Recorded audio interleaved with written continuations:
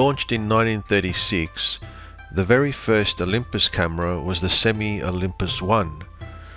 It was a medium format camera and was fitted with the newly developed Zuiko lenses.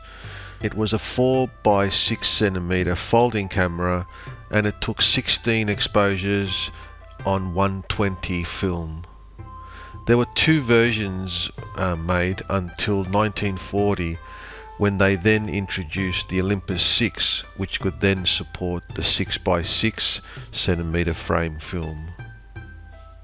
A fascinating bit of trivia: in 1937 a prototype camera called the Olympus Standard was made, but it was never officially sold to the public.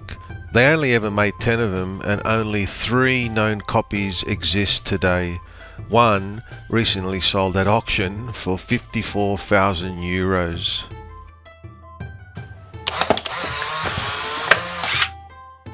The Olympus Six was made through the 1940s and the 1950s. They had a 75mm Zuiko lens with either an f3.5 or an f2.8 aperture. The cameras were very popular and a huge success. Olympus kept on enhancing them with new features and superior bodies in their Chrome 6 range. A lot of versions were made, from the Chrome 6.1 to the Chrome 6.5. The reason so many versions were made is because they actually built these cameras themselves, and they had a lot of bodies and parts, so they just kept on enhancing and making more versions. This was because they probably wanted to sell as many as they could, as they saw that the 35mm format was becoming more and more popular with other brands, and I guess they saw that this was the way of the future. At the same time as the Olympus 6 cameras, the Flex series of TLR, which are twin lens reflex cameras, also came out. These cameras, they had 2 lenses. That's what a TLR means, twin lens reflex. One to take the shot and one acting as the viewfinder. Olympus modelled the Flex on the Rollei Flex, but they improved on it with a faster 2.8 6-element lens, and it had unique features like double exposure.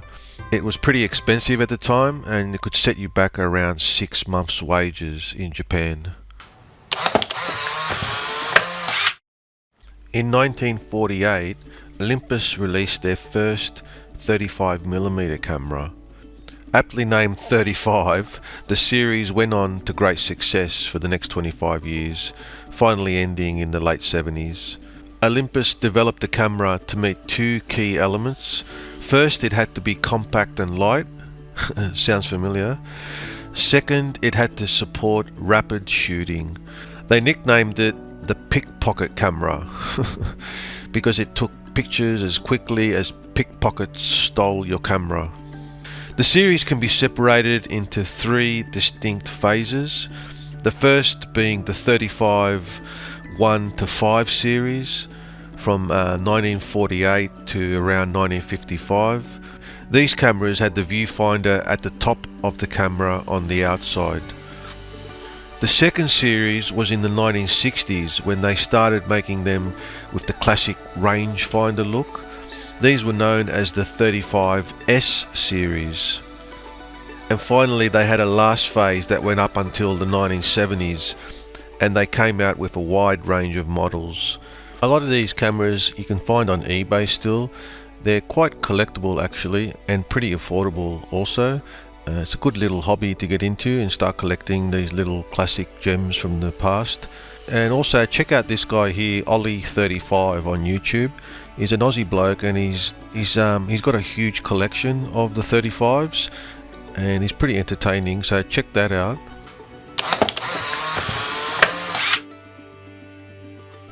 The Olympus Ace was a short-lived camera from 1958 to around 1960. It was the only rangefinder that Olympus made that had interchangeable lenses. 4 lens models in total were produced, and they could only be used on these cameras. One unique feature of this camera was that it had a leaf shutter. A leaf shutter is one that kind of looks like an aperture rather than a standard shutter curtain. It was also sold with a different name called the Sears Tower 19.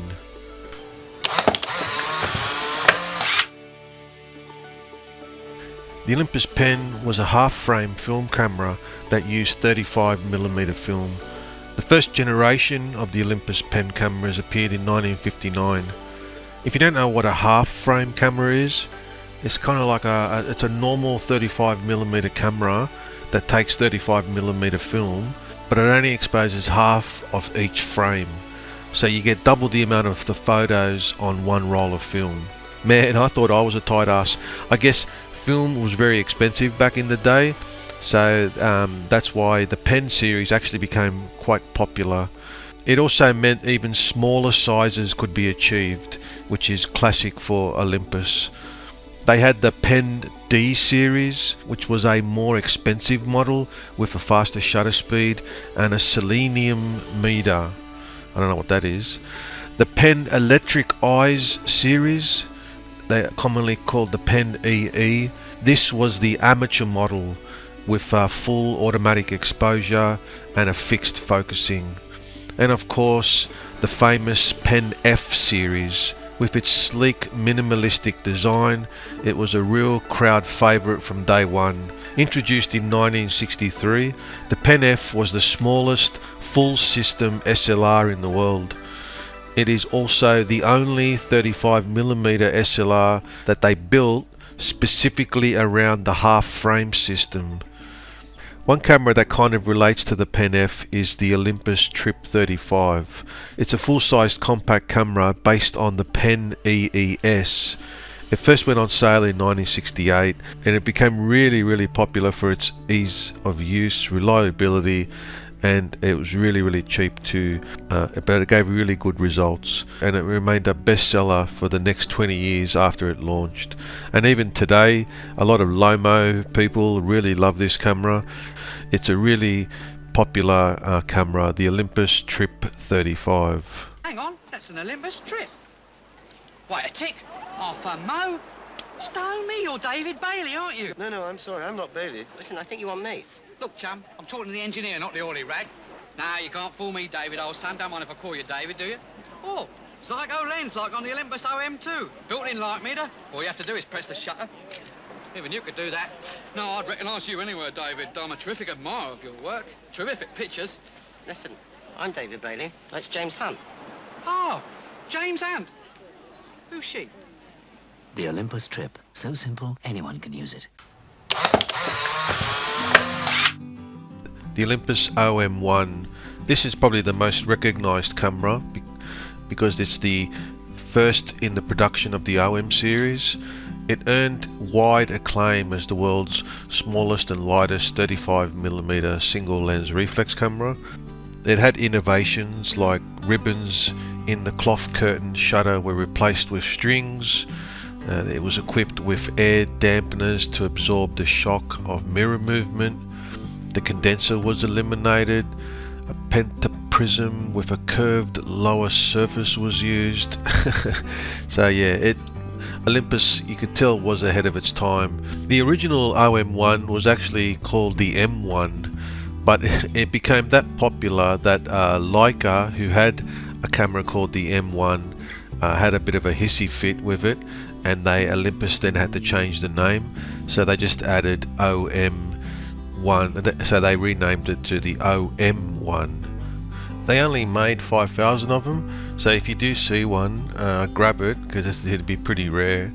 It has a through the lens exposure meter with a little needle on the side that's visible in the viewfinder.